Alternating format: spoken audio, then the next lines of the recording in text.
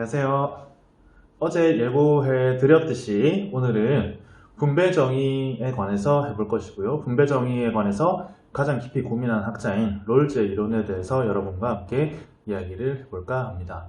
그리고 어제 제가 수업을 올리면서 깜빡하고 노트 필기를 안 올려놨던데 지금 아마 지금 강의를 듣는 지금은 제가 노트 필기를 올려뒀으니까 교과 게시판에 꼭 보고 같이 참고하면서 공부할 수 있도록 합시다. 자, 그러면은 분배 정의와 관련해서 롤즈의 내용 한번 살펴봅시다. 자, 여러분, 일단 본격적으로 수업에 들어가기 전에 우리 또 한번 생각을 해봅시다. 자, 분배 정의라는 거.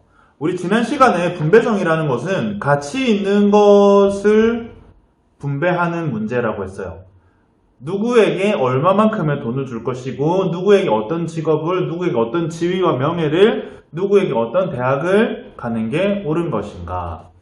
여러분들도 한번 반문해 보세요. 나는 어느 대학에 가는 게 정의로운 것일까?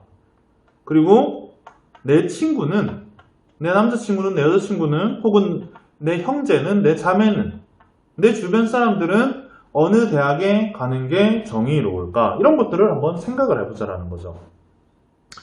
결국 대학도 가치 있는 것이고 여러분들이 어느 대학에 가느냐 이것 역시 정의롭다, 정의롭지 않다라고 판단할 수 있는 문제입니다. 바로 이 분배 정의에서는 말이죠. 자, 그래서 이 롤즈라는 학자는, 존 롤즈라는 학자는 미국 사람인데 거의 일생 동안은 과연 각 개인에게 어떤 재화들이, 어떻게 가치 있는 것들이 분배되어야 그게 정의로운 것일까를 고민했던 사람이에요. 자, 우리는 흔히 생각을 합니다. 선생님이 여러분한테 많이 물어보면은 좋은 대학은 누가 가야 되느냐라고 물어봤을 때 이렇게 말을 해요. 열심히 한 친구들이 가야 됩니다. 일을 했을 때 누가 더 가장 월급을 많이 받아야 되냐? 열심히 했을 때요. 혹은 좋은 성과를 냈을 때요. 이런 식으로 말을 해요. 대학도 마찬가지죠. 여러분의 성적을 여러분이 낸 실적이라고 판단을 해서 성적 순으로 좋은 보상, 좋은 대학이라는 보상을 해주는 건데, 자, 근데 사실이 내가 얼마나 열심히 했느냐에 따라서, 즉 열심히 했느냐는 노력이죠. 그리고 그 노력을 통해서 내가 갖춘 능력, 성적이라는 능력을 통해서 재화를 분배받는 것, 노력과 능력으로 인해서 가치 있는 것을 분배하는 것은 굉장히 말로는 쉽지만 실제로 파고 들어가면은 정말 어려운 문제입니다, 여러분. 이런 경우를 한번 생각을 해볼게요. 자, 여러분, 선생님이 이렇게 지금 동원고의 교사인데 교사를 하다가 제가 여러 번 했던 비유기는 한데 이런 결심을 했다고 쳐봐요. 제가 이 온라인 개학이 계속 이어지는 상황에 지금 아주 불만을 품고 제가 교사를 때려치운 거예요. 교사를 때려쳐가지고 동원고 앞에서 제가 이렇게 호떡, 붕어빵 이런 거를 판다라고 생각을 해봅시다. 자, 제가 이제 그거를 시작을 했어요. 여러분이 등교할 무렵인 한 7시 반부터 시작해가지고 여러분이 집에 가는 무렵인 한 5시 반까지 제가 저 앞에서 계속 열심히 붕어빵을 구워가지고 여러분에게 팔아요. 자, 근데 제가 그런 결심을 할 무렵에 똑같은 결심을 한 누군가가 있다라고 생각을 해봅시다. 근데 그 누군가가 여러분이 알고 있는 굉장히 유명하고 잘생긴 아이돌 혹은 유명하고 예쁜 사람들이라고 생각을 해보자는 거예요. 자, 선생님 같은 경우는 사실 아이돌에 크게 관심이 없어서 지금 여러분들이 누구를 좋아하는지 잘 모르겠어요. 그래서 그냥 선생님 생각에 잘생겼다고 생각하는 사람들 조금 이렇게 뭐랄까요? 여러분들이랑 다를 수는 있지만 요즘 잘생긴 사람들이 누가 있죠?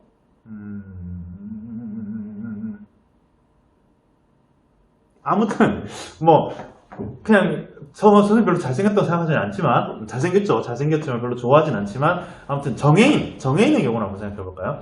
제가 동원고 앞에서 그 시간 동안 붕어빵을 파는데 정혜인이 배우 생활의 회의를 느끼고 배우를 은퇴하고 하필이면 통영에 있는 동원고 앞에서 제 역할에서 저랑 똑같은 시간 동안 똑같은 맛의 붕어빵을 판다고 한번 생각을 해보자고요.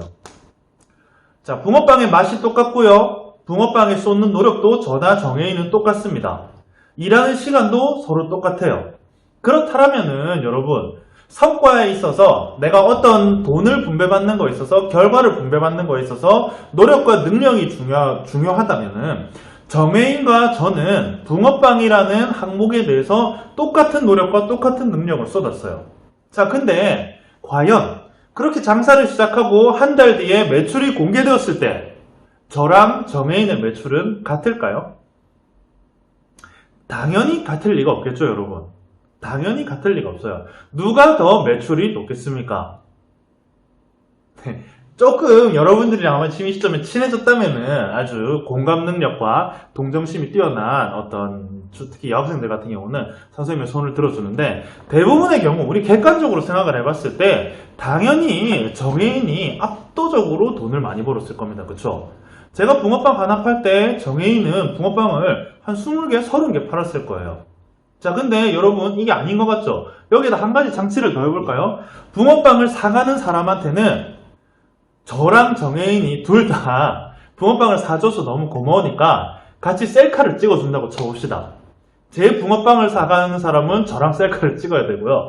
정혜인 붕어빵을 사가는 사람은 정혜인과 셀카를 찍어야 돼요. 과연 누구의 붕어빵이 많이 팔리겠습니까?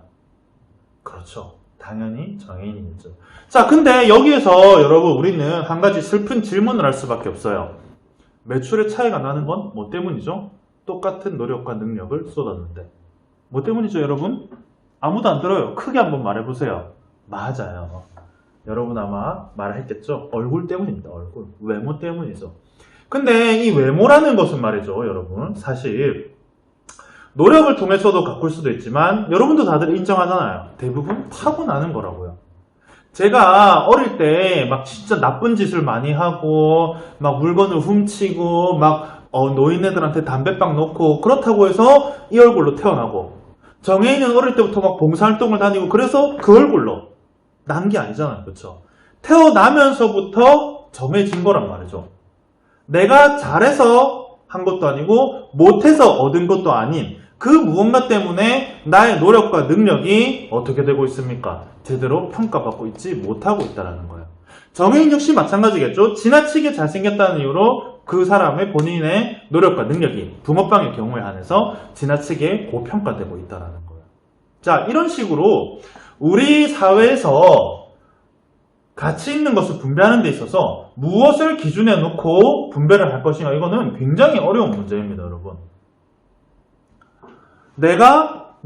나는 노력과 능력으로 열심히 성과를 낸다고 하지만 그 노력과 능력에는 나의 노력과 능력보다는 사실 타고난 게 훨씬 더 많이 들어간다는 거예요.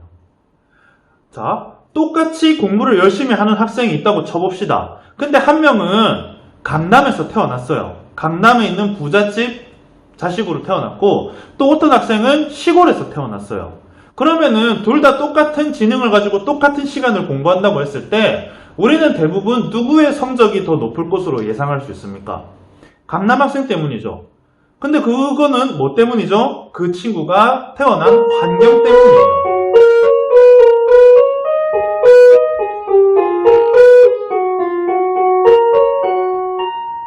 이런 식으로 롤즈는 가치 있는 것을 분배하는 데 있어서 노력과 능력에만 맡기는 것은 무책임하다고 생각을 해요. 그러면서 우리가 타고나는 인위적인 요소들, 쉽게 말해서 운, 재수, 내가 어디에서 태어날 거냐는 정말 운이잖아요. 그렇죠? 그래서 그 운에 따라서 분배가 지금 거의 되고 있는데, 그것을 어떻게 하면은 어떤 사회적 장치가 있어야 그것을 줄일 수 있을까, 이런 것을 고민했던 게 롤즈입니다, 여러분.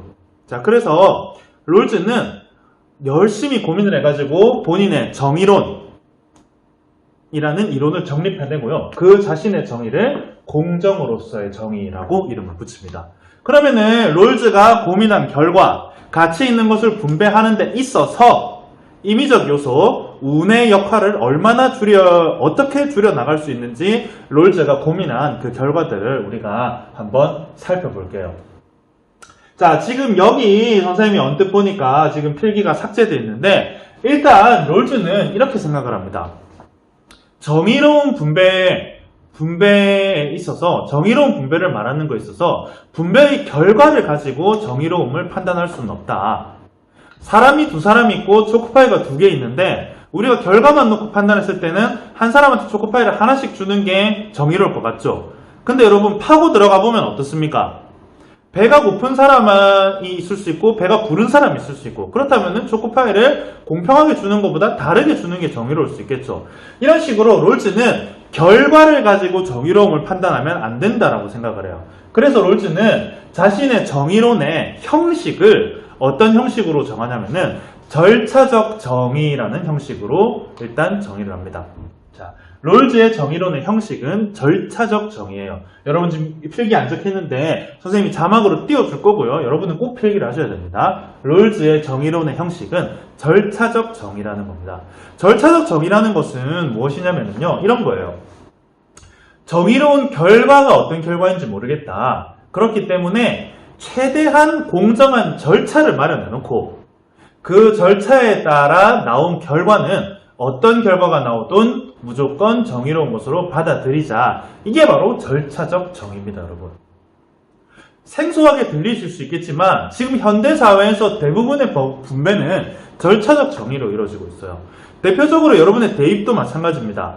여러분이 어느 대학에 가야 정의로운지 아무도 몰라요. 그렇기 때문에 대입 전형 절차를 만들어 놓고 그 절차에 따라서 여러분들이 특정 대학에 합격하게 되면 그 결과를 정의로운 것으로 보겠다라는 거예요.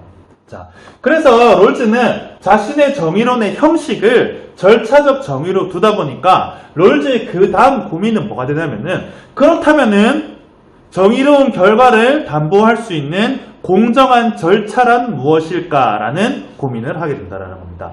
지금부터 나오는 내용들은 롤즈가 공정한 절차에 대해서 고민하고 공정한 절차의 결과물을 만든 내용들이에요.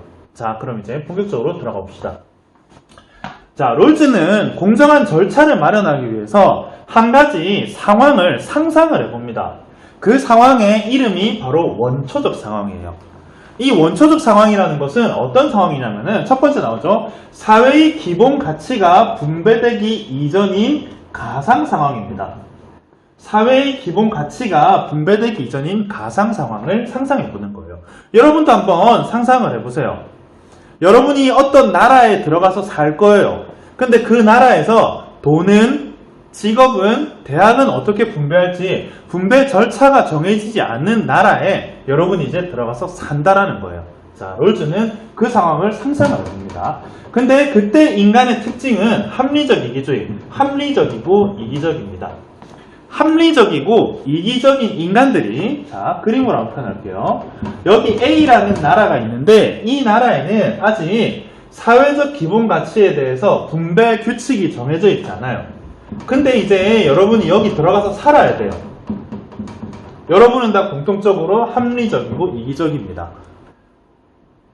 자, 그렇다면은 이 사람들이 과연 합리적이고 이기적인 인간들이 A라는 나라에 들어가서 어떤 분배 규칙을 정할 것인가? 이게 바로 롤즈가 했던 상상이에요. 자, 근데 여러분, 이 사람들은 각 개개인들의 특징은 뭐라 그랬습니까? 합리적이고 이기적이라고 했죠. 자, 합리적인 건 둘째치고 이기적이기 때문에 각자 개개인들은 어떤 생각을 하겠어요? 분배 규칙을 정하되 누구에게 유일한 분배 규칙을 정하려고 할까요? 이기적이니까. 맞죠? 다들 자기 자신에게만 유리한 분배 규칙을 정하려고 할 겁니다. 자, 예를 한번 들어보자면은 이 첫 번째 가라는 사람은 부자라고 생각을 해봅시다. 그리고 이 사람은 백인이라고 생각을 해보고요. 이 사람은 남성이라고 생각을 해봅시다. 수업 관계상 조금 간단하게 줄일게요. 그리고 이 나라는 사람은 가난하고요. 흑인이고요. 역시 남성이라고 생각을 해봅시다. 그러면은 이 가라는 사람은 부자 위주의 분배 정책을 정하자고 할 것이고 백인 위주의 분배 정책을 정하자고 할 것입니다. 그리고 나라는 사람은 아니다. 부자 위주 말도 안 된다. 가난한 사람 위주로 해야 된다. 흑인 위주로 해야 된다. 왜 백인 위주냐? 남성 위주는 동의하겠다. 이런 식으로 동의하는 부분도 있을 수 있겠지만 이기적이다 보니까 서로 합의에 이를 수가 없게 돼요, 여러분. 자, 그래서 롤즈는 원초적 상황에서 한 가지 규칙을 더 더합니다. 그 규칙이 뭐냐면은, 규칙이라고 하기보다 일종의 장치라고 해야 되겠네요. 한 가지 장치를 하는데 그 장치가 뭐냐면은 바로 무지의 베일이라는 장치입니다. 이 베일이라는 것은 여러분 커튼을 생각하면 돼요. 커튼은 햇빛을 가리는 거다. 그쵸? 근데 이 무지의 베일은 무엇을 가리냐면요. 개인의 선천적, 우연적 특성을 가립니다. 즉, 이 가라는 사람이 부자고 백인이고 남성인데 이 사실을 가려버리는 거예요. 이 사실이 가려진다면은 가와 나는 어떤 고민에 빠지게 되냐면요. 가의 입장에서 내가 부자라면요. 부자 위주의 분배 규칙을 정하겠다라고 주장을 하면 돼요. 근데 이제 얘는 머리가 복잡해져요. 왜냐면은 내가 부자 위주의 규칙을 정하자라고 했는데 A라는 나라에서 나는 부자로 태어날지 가난한 사람으로 태어날지 아무것도 모르는 상황이 벌어진다는 거예요. 자, 여러분 이 상황에서 또 한 번 더 고민을 해보세요. 내가 어떤 사람으로 어떤 특징을 가진 사람으로 태어날지 몰라요. 근데 그 사회의 분배 규칙을 내가 정해야 돼요, 여러분. 그 상황에서 여러분들이 합리적이고 이기적인 특징만 가졌다고 했을 때 나는 과연 어떤 규칙을 정하게 될까요? 그리고 나랑 똑같이 합리적이고 이기적인 많은 개인들은 자신의 상황을 모르는 상황에서 과연 어떤 규칙을 정하게 될까요? 자, 롤즈는 오랫동안 고심한 결과 이런 개인들도 결국 무지의 베일로 인해서 몇 가지 규칙에 합의를 할 수 있을 거라는 결론에 도달합니다. 자, 그렇게 해서 나오는 규칙들이 바로 이제 아래에 등장하게 되는 정의의 이론칙들이에요. 자, 무지의 베일, 원초적 상황 여러분 잘 이해해야 됩니다. 자, 칠판 한번 지우고 원초적 상황 한 번 더 정리하고 넘어가 볼게요.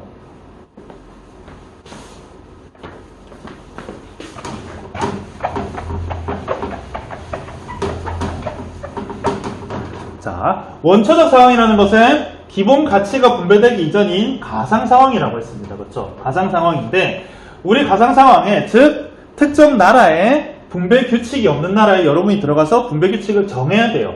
근데 여러분의 특징은 합리적이고 이기적입니다. 자, 그러다 보니까 이기적인 개인이다 보니까 서로 분배 규칙을 누구에게 유리하게, 나한테 유리하게 정하려고 하다 보니까 롤즈는 무지의 베일이라는 장치를 정해서 이기적인 놈들이 나한테 유리한 규칙만 정하려고 한다면은 무지의 베일을 통해서 너한테 뭐가 유리한지를 가려버리겠다라는 거예요. 내가 남자니까 남자한테 유리하게 해야지. 그런 애들에게 너 남자인지 여자인지 모르는데 이런 식으로 베일로 가려버리겠다는 겁니다. 선천적 우연적 특성을 가린다는 거예요. 왜 가리죠? 공정한 절차가 노출될 수 있게 하려고. 즉 무지의 베일의 역할은 바로 이 역할인 겁니다. 자, 그리고 무지의 베일은 선천적 우연적 특성만을 가리지 한 개인을 바보로 만드는 게 아닙니다, 여러분. 선생님 지금 이 이야기를 왜 했냐면은 바로 요것 때문이에요. 경제학, 심리학 등의 일반적인 사실에 대해서는 개인이 알고 있어요. 근데 경제학, 심리학 등의 일반적인 사실에 대해서 안다, 이게 무슨 말이냐면 어렵게 표현을 했는데 쉽게 말해서 뭐 물건을 사고 팔 때는 돈이 필요하다. 그리고 심리학, 속이면은 슬프다. 즉 기본적인 상식은 가지고 있는 존재들이라는 거예요. 다만 뭘 모를 뿐이다. 내가 뭘로 태어날지만 모를 뿐이다 라는 겁니다. 바보로 태어나는 게 아니에요, 여러분. 무지의 베일이 무지라고 해서 사람을 완전 바보로 아는 게 아무것도 없는 사람을 만든다는 게 아니라 선천적 우연적 특성만을 가리는 것이지 기본 상식은 알고 있다. 여러분 이렇게 이해를 하셔야 됩니다. 자, 이렇게 무지의 베일로 가리다 보니까 각 개인한테는 결국 이상한 상황이 발생을 해요. 자, 여러분 상황을 단순화하면은 이기적인 개인이 접하거나 예상되는 상황은 딱 네 가지입니다, 여러분. 어떤 상황이 네 가지냐면은 자, 나 그리고 사회가 있어요. 내가 강자로 태어날 수도 있겠고 내가 약자로 태어날 수도 있겠죠. 그리고 사회가 강자 위주의 사회일 수 있을 것이고 약자 위주의 사회일 수 있을 것입니다. 그쵸?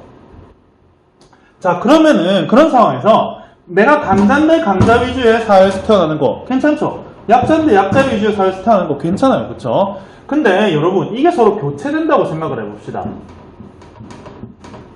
내가 강자인데 약자 위주의 사회에서 태어나는 거랑 내가 약자인데 강자 위주의 사회에서 태어나는 거 둘 중에서 어떤 상황이 더 나한테 최악일까요, 여러분? 그쵸? 여러분 별로 오래 고민 안 해도 답이 나올 거라고 생각을 합니다. 바로 최악의 상황은, 잠깐만요. 최악의 상황은 바로 이 상황이죠, 여러분. 자, 위에 있는 경우는 약자 위주의 사회에서 태어난다고 해도 별로 상관이 없어요. 왜 그렇죠? 내가 강자니까. 하지만 최악인 거는 나는 안 그래도 약자라서 누가 지켜주지 않으면 안 되는데 강자 위주의 사회에서 태어나면은 내가 처하는 최악의 상황이 발생하는 거예요. 그래서 롤즈는 이런 생각을 해본 결과 어떤 결론에 도달하게 되냐면은 각 개인은 자기 자신이 불리할까봐, 즉 지극히 이기적인 동기로 내가 불리할까봐, 내가 약자가 될까봐 결국 약자를 배려하는 규칙을 도출해낼 거다, 이렇게 생각을 합니다. 굉장히 아이러니하고 재밌는 결과가 도출되죠. 이기적인 개인들끼리 규칙을 정했는데 지극히 이기적인 동기로 인해서 누구를 위한 사회가 만들어진다는 거예요. 약자를 위한 사회가 만들어진다는 겁니다. 이거 굉장히 중요합니다, 여러분. 자, 약자를 위한 사회가 만들어지는 이유는 뭐 때문이다? 이기적이라서, 인간이. 이기적인 거랑 무슨 상관인데? 내가 약자가 될까봐. 자, 일단 원초적 상황으로 이런 것까지 여러분 도출이 됐어요. 그럼 이제 롤즈의 세세한 정의의 원칙들 살펴봅시다. 자, 롤즈는 이기적인 개인들이 무지의 베일을 쓰고 크게 두 가지 규칙을 도출해낼 수 있을 것이다 라고 생각을 합니다. 첫 번째 원칙은 바로 평등한 자유의 원칙이라는 겁니다. 평등한 자유의 원칙은 간단합니다. 누구나 평등하게 자유를 누려야 된다라는 거예요. 여기 적혀있죠. 누구나 평등하게 자유를 누려야 된다. 자, 근데 이 정의 이론칙에서 여러분이 절대로 간과해서는 안 되는 것은 평등한 자유의 원칙이지만 바로 이거. 사회에서 평등해야 될 것은 자유뿐이라는 선언입니다, 여러분. 자, 우리는 역시 심리적인 편견이 있는데 평등이라는 단어를 되게 좋은 거라고 생각을 해요. 그래서 은연중에 평등한 사회가 좋은 사회라고 생각을 하는데 롤즈는 무조건 평등한 사회가 정의로운 사회라고 결코 생각하지 않습니다.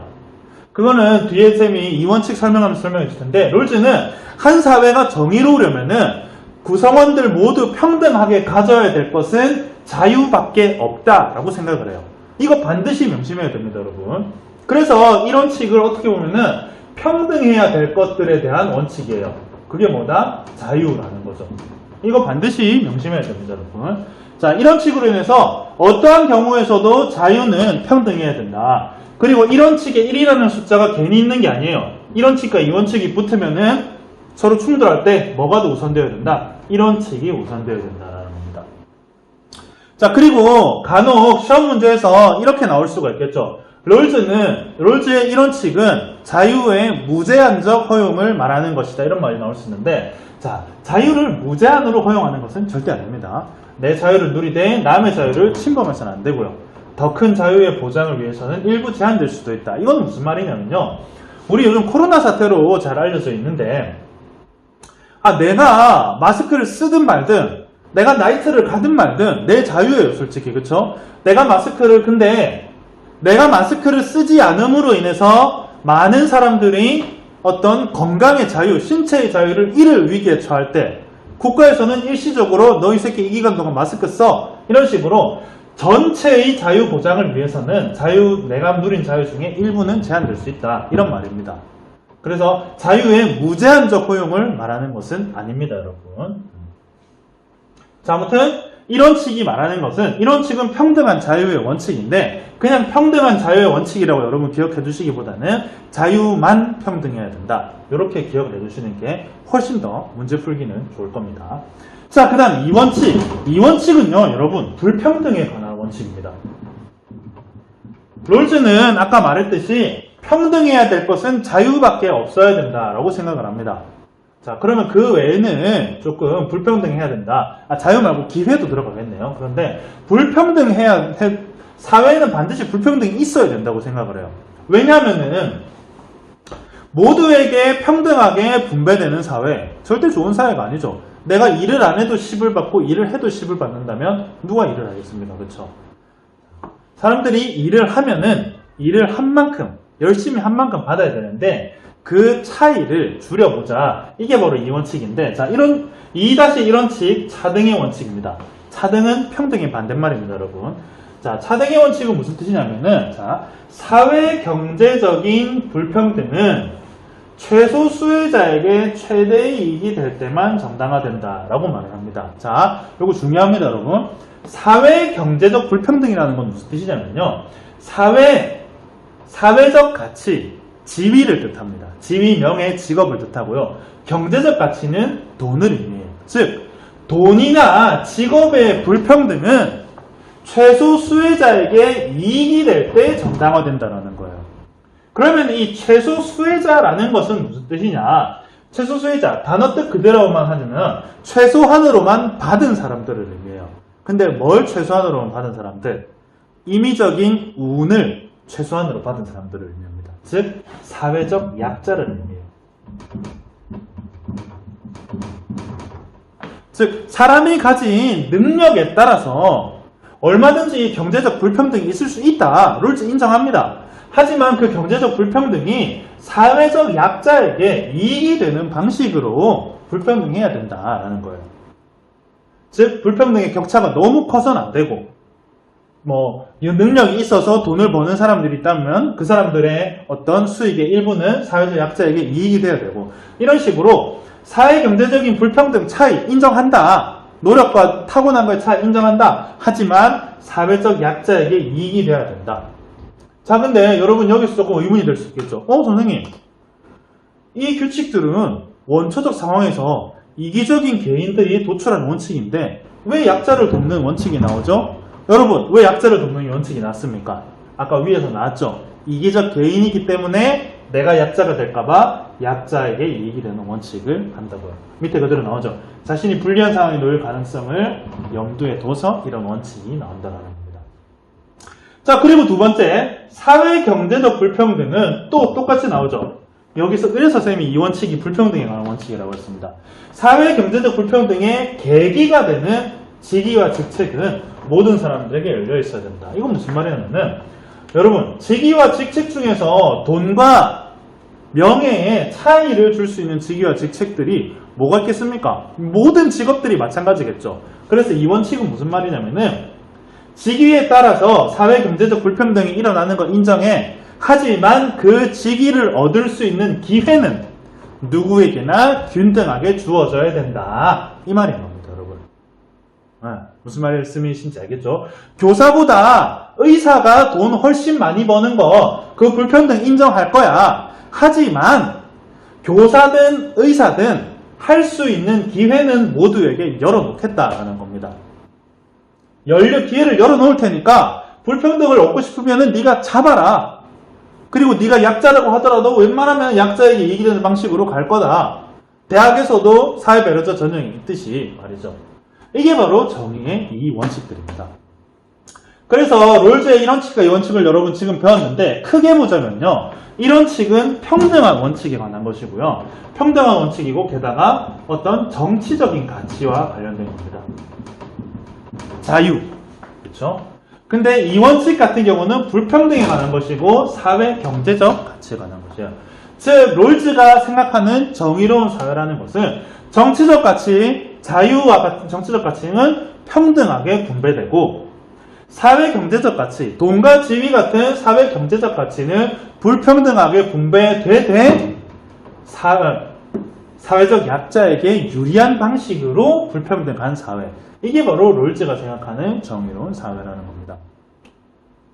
선생님이 처음에 롤즈의 이론을 배웠을 때는 인간이 이기적이라는 인정하기 싫지만 인정할 수밖에 없는 사실을 가지고 약자를 도와야만 하는 당위성을 이끌어냈다는 게 정말 참신하고 좋은 이론이라는 생각이 들었어요, 여러분. 여러분은 지금 이 이론을 배우면서 어떤 것을 느끼셨을지 모르겠는데 아무래도 지루하다 빨리 끝났으면 좋겠다 이런 거를 가장 먼저 느꼈을지 싶습니다. 자, 그러면은 이제 롤즈를 다시 한 번 더 이제 마지막으로 정리를 해볼게요. 자, 롤즈 같은 경우는 일단 롤즈의 정의론을 롤즈는 정의론이라는 이론을 만들면서 일단 처음에 확고하게 정한 거는 이겁니다. 내 정의론은 절차적 정의의 형식을 띌 거야. 그쵸? 절차적 정의라는 건 뭐라고 했죠? 특정 절차를 정해놓고 그 절차에 나오는 결과는 모두 정의로울 것이라고 보는 게 절차적 정의라고 했습니다. 롤즈는 자신의 정의론을 절차적 정의의 형식으로 정했기 때문에 그 다음 고민이 뭐가 되냐면은 정의로운 절차를 고민하는 거예요. 그리고 그래서 그 정의로운 절차를 고민하기 위해서 원초적 상황이라는 가상 상황을 상상합니다. 이 가상 상황은 사회 경제적 가치의 분별 기준이 정해지지 않은 사회고요. 인간은 이기적이고 합리적이라는 특징 외에는 다 무지의 베일로 가려진 상태입니다. 그쵸? 근데 모든 게 가려졌다기보다는 내가 타고나는 요소들만 가려진다. 심리학적, 경제적 지식은 알고 있다라고 했죠. 그래서 무지의 베일에 가려진 이기적이고 합리적인 개인들이 도출해내는 원칙들이 정의의 1원칙과 2원칙이고 1원칙은 다른 어떤 것들을 떠나서 자유는 평등해야 된다. 그리고 자유를 평등하게 해야 된다는 것이 사회에서 최우선되는 1번 원칙이다라는 게 1원칙이었습니다. 그리고 2원칙은 그래 그렇다면 자유가 평등하다면은 사회 경제적 가치는 불평등해야 되는데 사회 경제적 가치를 어떻게 불평등하게 분배할 것인가 이게 2원칙이 가는 거였죠.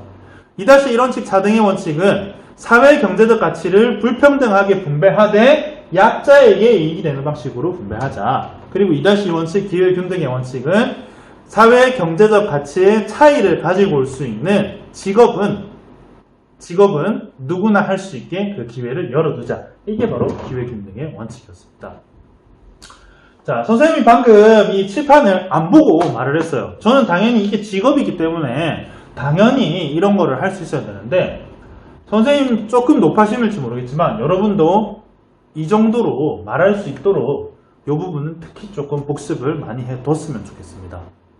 꼭 이렇게 복습을 많이 해두시고요. 아, 그리고 하나만 더 해볼까요? 지문 중에 이런 지문이 나올 수 있어요. 롤즈는 사회 경제적 불평등은 모두에게 이익이 될 때 허용된다라고 보았다. 이런 지문이 나올 수 있습니다.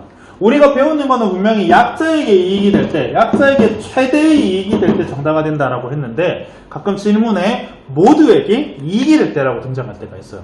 결론만 따지면 그것도 맞는 말입니다, 여러분. 맞는 말이에요. 약자에게도 이익이 되지만 강자 또한 내가 약자가 될 때 이익을 받을 수 있다는 보장이 되는 거니까 강자에게도 이거는 이익이 되는 거예요. 그래서 사회경제적 불평등은 최소 수혜자에게 최대 이익이 될 때도 정당화되지만 사회경제적 불평등은 모두에게 이익이 될 때도 정당화된다. 요거 참고해서 하나만 더 꼭 기억을 해두시기 바랍니다.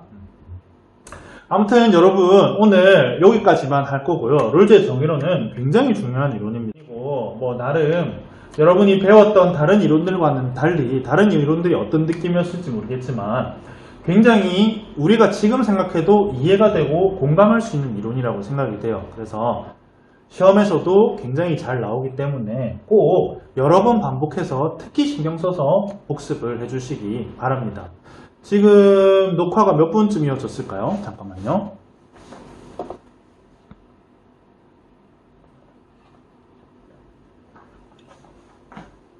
아무튼 그러면 오늘은 여기까지 하고 다음 시간에는 하버드 대학교에서 롤즈는 하버드 대학교 교수였거든요.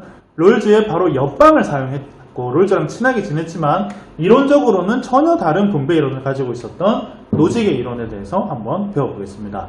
오늘 고생 많았습니다, 여러분. 그러면은 뭐 이따가